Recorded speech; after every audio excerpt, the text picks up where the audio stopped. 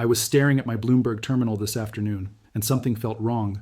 Silver was up 4.21%. Gold was barely moving.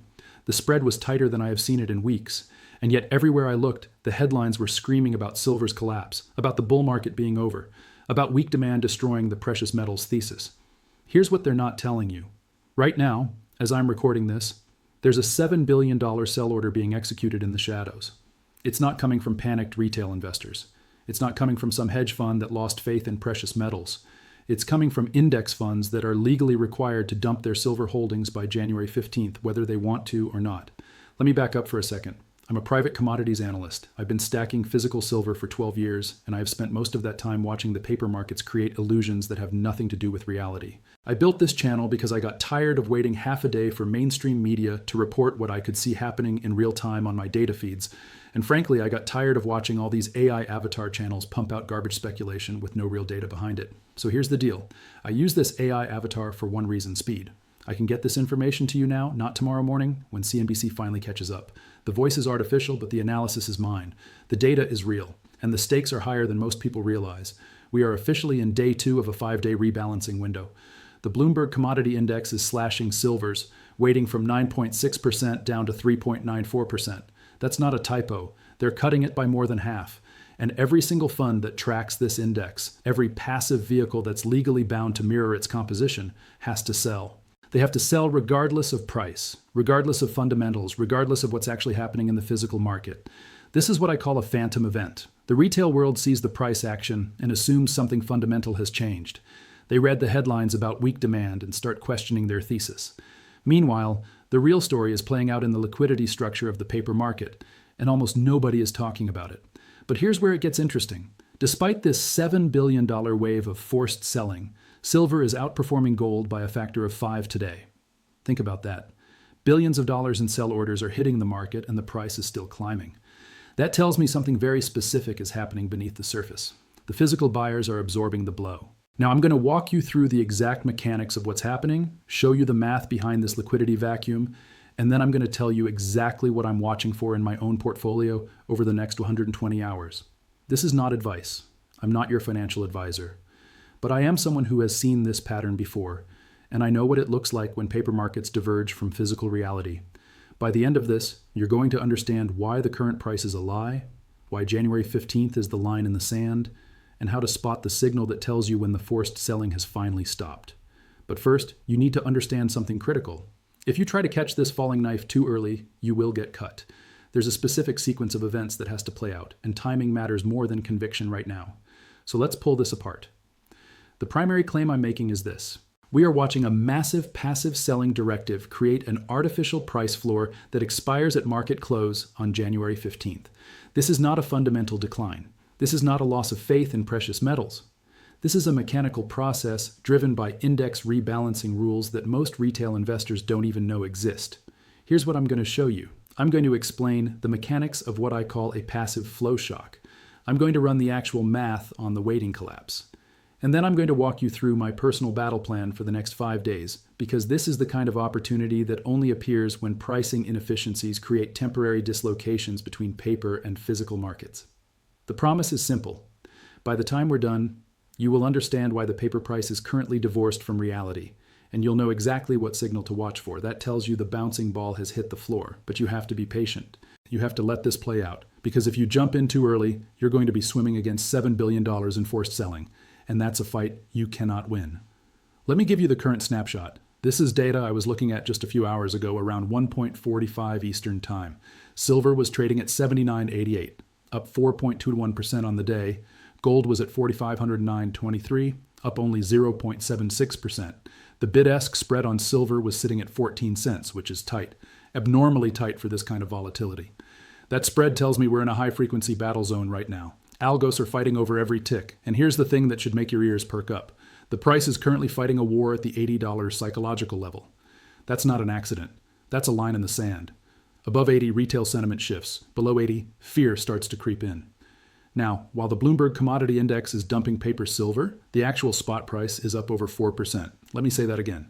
Billions in sell orders, and silver is still climbing. That divergence is everything. What that tells me is that physical accumulation is absorbing this $7 billion blow in real time. Somebody with very deep pockets is on the other side of this trade and they're not selling, they're buying. Stop for a second. Look at what I just said. Even with billions in forced selling hitting the market, silver is outperforming gold by a factor of 5 today. The invisible hand that usually controls these markets is losing its grip. The paper sellers are desperate to complete their mandate, but the physical buyers are hungry, and the deadline is approaching fast. Here's what I need you to understand about index rebalancing, because this is the core mechanism driving everything we're seeing right now. A passive flow shock happens when a major index changes its portfolio composition. When the Bloomberg Commodity Index decides to reweight its holdings, every fund that tracks that index has to adjust. They don't have a choice. It's written into their prospectus. They are legally required to mirror the index, regardless of market conditions, regardless of price, regardless of their own views on the asset. Let me give you an analogy that makes this crystal clear. Imagine a law gets passed that says grocery stores have to stop selling apples by Thursday. They have 5 days to clear every crate off the shelves. It doesn't matter if the apples are ripe. It doesn't matter if demand is strong. The shelf space is being reassigned, and they have to dump their inventory at whatever price they can get. Now, what do you think happens to the price of apples during those 5 days? It crashes. Not because the apples are rotten, not because people suddenly stopped wanting apples, but because there's a wall of forced selling hitting a market that knows the sellers are desperate. And here's where it gets even more interesting. The market makers, the guys who normally provide liquidity and smooth out price movements, they pull their buy orders, they let the price fall. Why? Because they know exactly when the selling has to stop. They know the deadline. So they wait, they let the forced sellers capitulate at lower and lower prices, and then they scoop up the inventory at the bottom. This is what I call a liquidity vacuum. It's a temporary hole in the market structure that gets created when passive flows overwhelm natural price discovery, and right now we are sitting inside that vacuum. The Bloomberg Commodity Index has issued a firm directive. Silver's weighting has to drop from 9.6% to 3.94% by January 15th. That's not a suggestion, that's a rule. And every dollar of that adjustment has to be executed before the market closes on the 15th. Once that last dollar is sold, the vacuum gets filled. The forced selling stops. The market makers come back and price discovery returns to normal. But until then, we're in the storm. Now let's talk about the actual math, because this is where you start to see how big this really is. The conservative scenario, based on the data I'm working with, shows the Bloomberg Commodity Index slashing silver's weight from 9.6% to 3.94%. That's a reduction of roughly 5.66 percentage points.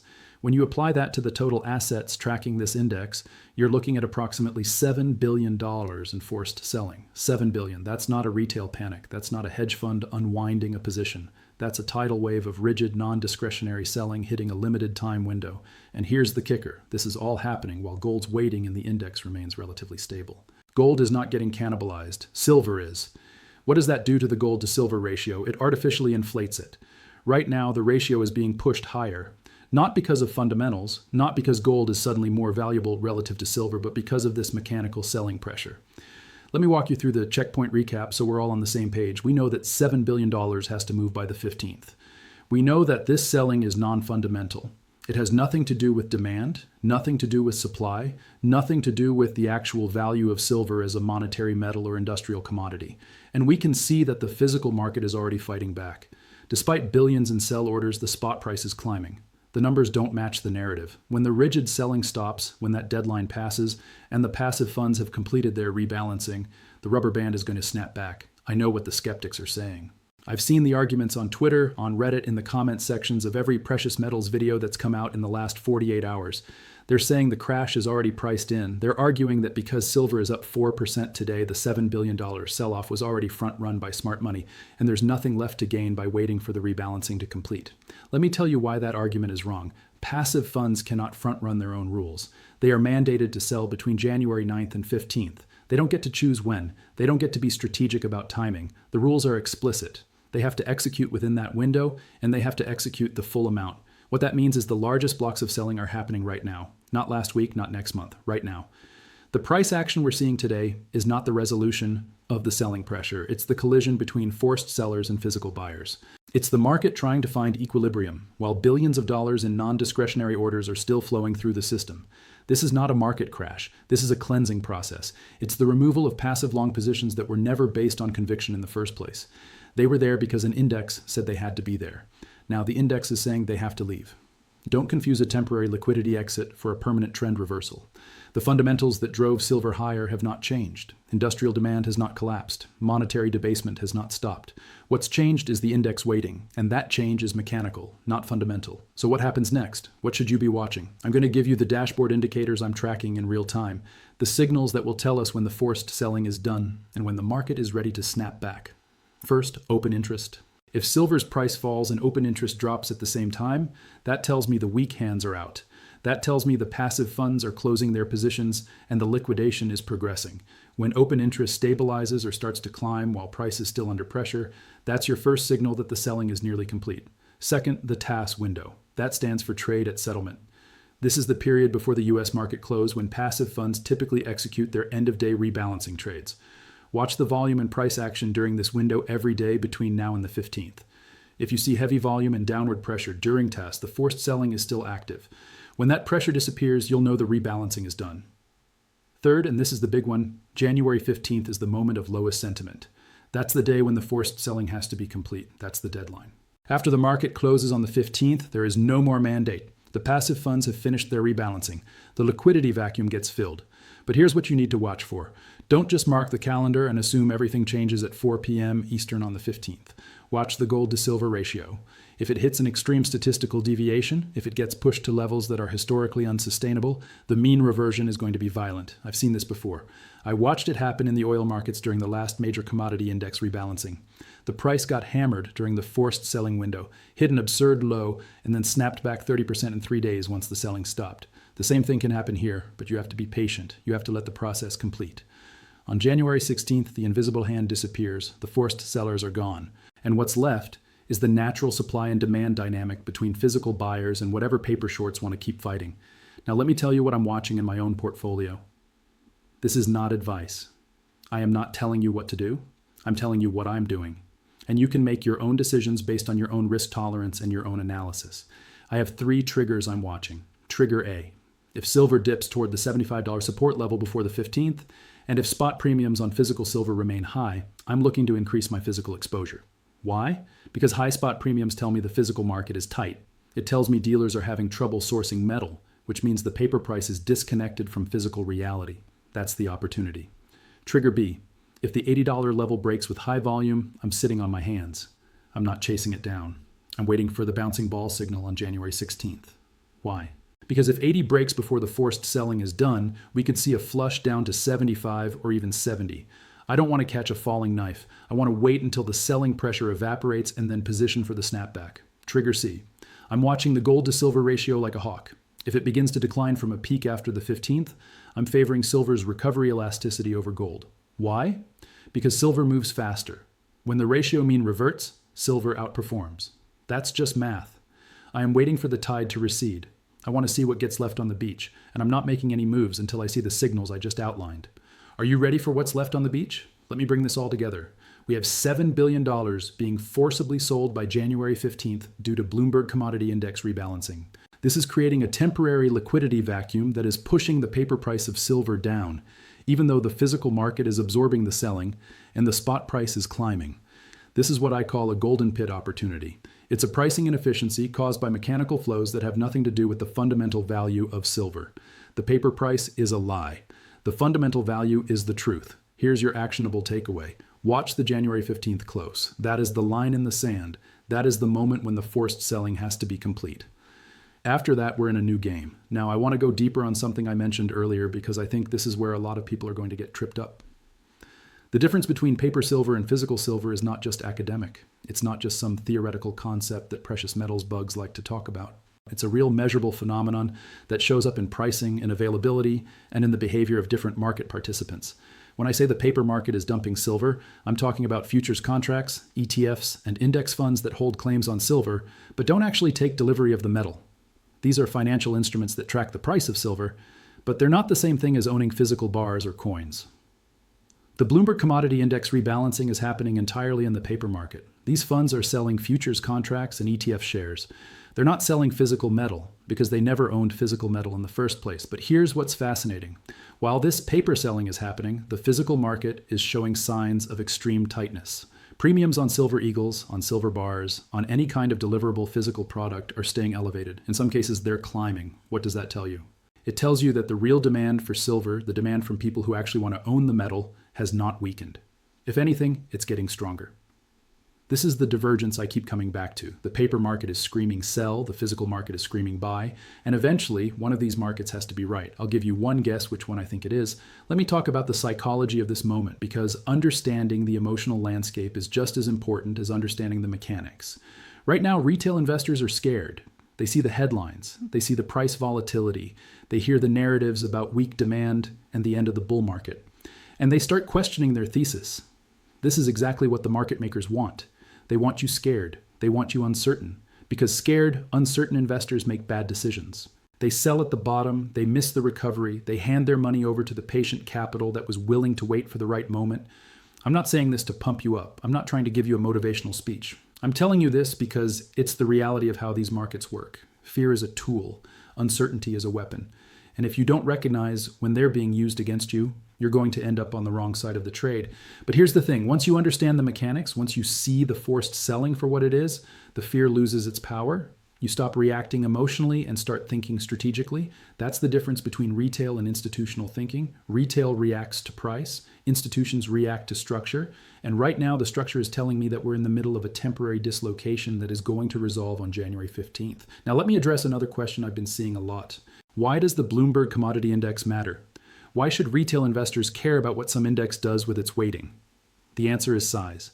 The Bloomberg Commodity Index is one of the largest benchmark indices for commodity investments. When it changes its allocation, billions of dollars have to move. And when billions of dollars move in a short time window, it creates price distortions. Think of it like this. Imagine you're at an auction and suddenly a rule gets announced that says 10 people in the room have to sell their items in the next 5 minutes, no matter what. What happens to the prices? They collapse. Not because the items lost value, but because the forced selling overwhelms the natural demand. That's what's happening in the silver market right now. The Bloomberg Commodity Index rebalancing is forcing a wave of selling into a compressed time window, and it's creating an opportunity for anyone who understands what's actually happening. But you have to be disciplined, you have to be patient, and you have to be willing to ignore the noise. Let me take you inside the trading desk for a minute, because I want you to see what I'm seeing when I look at these data feeds. When I pull up the open interest data on silver futures, I'm looking for the pattern of liquidation. Are the longs being closed out? Are the shorts being added? Is the total open interest rising or falling?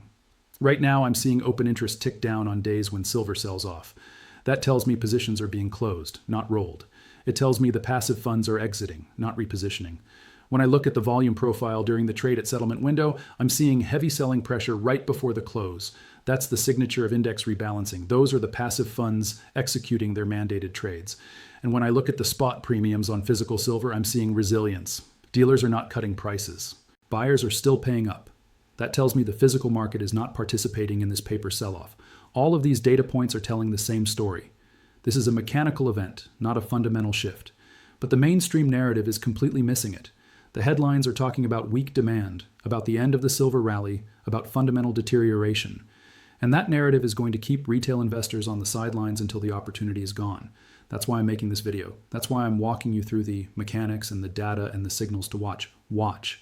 Because if you wait for CNBC to tell you the coast is clear, you're going to be buying after the snapback, not before.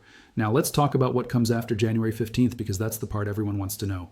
Once the forced selling is complete, once the passive funds have finished their rebalancing and the Bloomberg Commodity Index is sitting at its new weighting, what happens to the price? Historically, when these kinds of forced selling events end, you see a sharp reversal. The market makers who pulled their bids during the liquidation come back in. The physical buyers who were waiting for lower prices step up, and the shorts who thought they were riding a trend get squeezed. I'm not saying silver is going to rocket to $100 on January 16th. I don't know what the exact price action is going to be, but I do know that the structural pressure that's been pushing the price down will be gone. And when that pressure is removed, the natural supply-demand dynamic reasserts itself. If the physical market is as tight as the premium suggests, if industrial demand is as strong as the production data indicates, if monetary debasement is continuing at the pace we've seen over the last few years, then the fundamental case for higher silver prices has not changed. What's changed is that we're getting a temporary discount because of a mechanical rebalancing event. That's the opportunity. But you have to wait for the right moment. You have to let the forced selling complete, and you have to be ready to act when the signal appears. Let me give you some historical context because I think it helps to see how these patterns have played out before. In 2023, there was a major rebalancing in the energy sector. One of the large commodity indices slashed its weighting in natural gas. And we saw a similar pattern of forced selling over a 5-day window. The price got hammered. Retail investors panicked. The headlines talked about oversupply and weak demand. And then, on the day after the rebalancing deadline, natural gas bottomed and reversed 32% in less than a week. Because the forced selling stopped. The structural pressure was gone, and the natural buyers who had been waiting on the sidelines finally stepped in. I'm not saying silver is going to move 32% in a week. Every market is different. Every rebalancing is different, but the pattern is the same. Forced selling creates temporary dislocations. When the forced selling stops, the dislocation resolves. The question is whether you're patient enough to wait for the resolution, or whether you're going to let the fear and uncertainty push you into a bad decision. Now, I want to address something that I know is going to come up in the comments. People are going to ask, if this is such an obvious opportunity, why isn't everyone jumping on it? The answer is simple. Most retail investors don't have access to the data I'm looking at. They don't have Bloomberg terminals. They don't track open interest and volume profiles and spot premiums. They get their information from headlines and social media, and by the time that information reaches them, it's already outdated. And even among the people who do have access to the data, most of them don't have the discipline to wait. They see the price dropping and they panic, or they see the price climbing and they chase. They don't have a plan. They don't have triggers. They react instead of respond.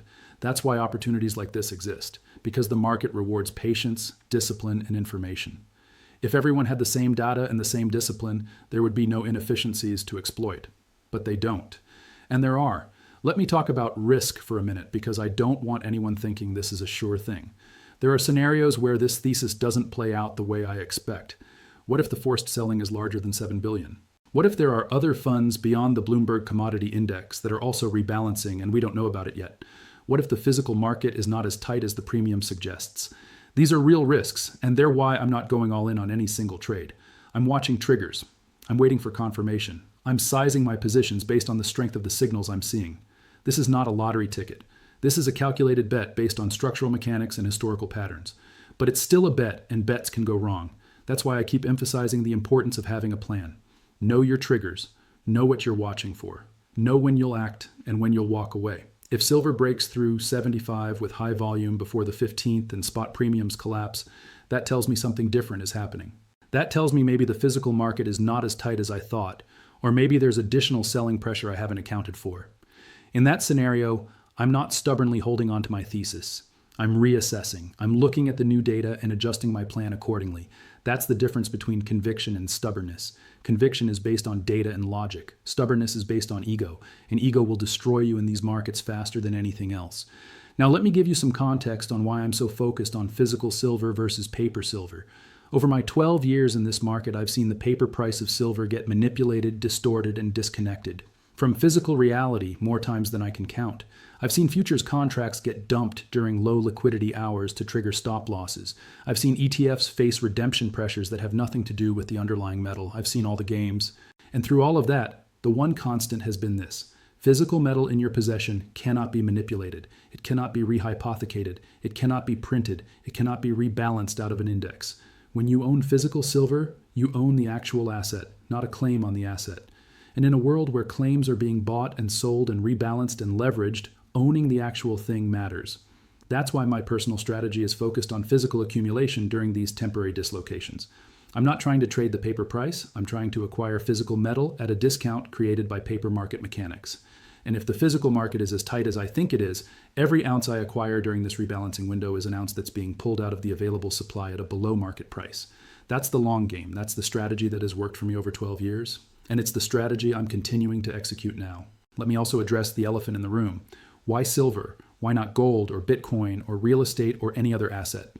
I'm not here to tell you silver is the only investment worth making. I'm here to tell you that right now, today, silver is presenting a specific opportunity created by a specific set of circumstances.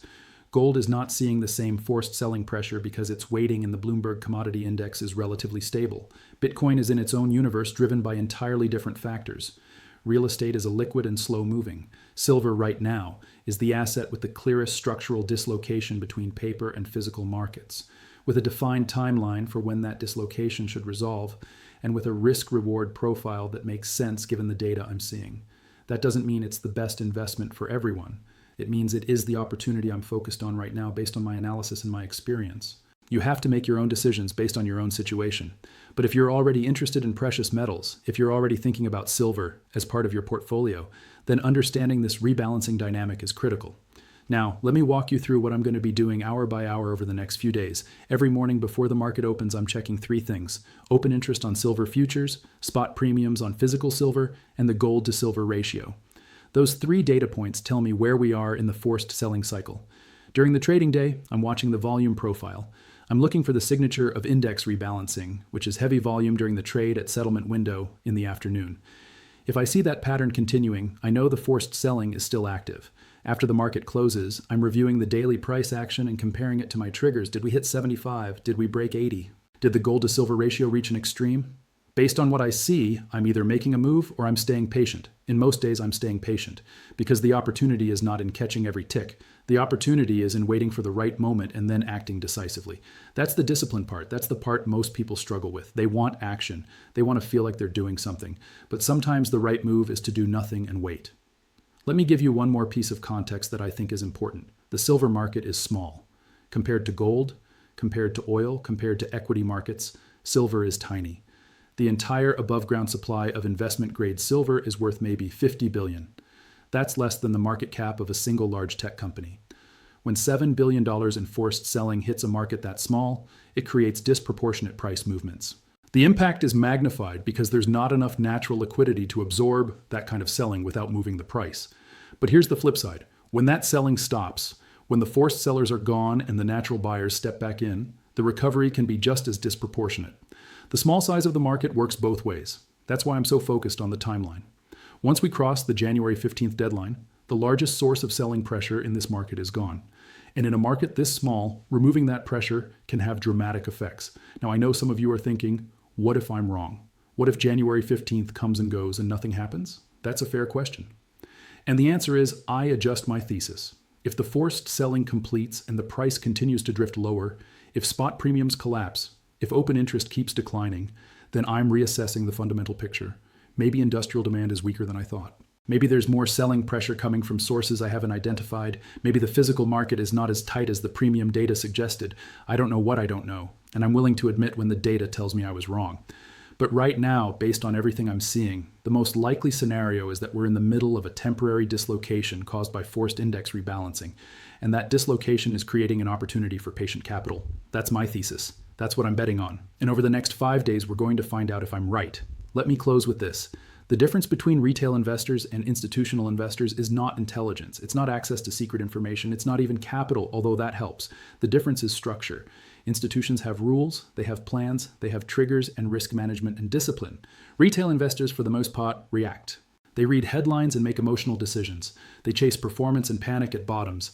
They don't have a plan, so they're always one news cycle away from changing their mind. If you want to compete in these markets, if you want to take advantage of opportunities like the one we're seeing right now, you have to think like an institution. You have to have a plan. You have to know your triggers. You have to manage your risk. And most importantly, you have to be willing to go against the crowd when the data tells you the crowd is wrong. Right now, the crowd is scared. The headlines are bearish. The narrative is that silver's bull market is over. But the data is telling a different story. The data is saying this is a mechanical event, not a fundamental shift. The data is saying the forced selling has a deadline. The data is saying the physical market is still tight. So I'm making a different bet. I'm betting that the crowd is wrong, that the headlines are missing the real story, and that the opportunity is in waiting for the forced selling to complete, and then positioning for the recovery.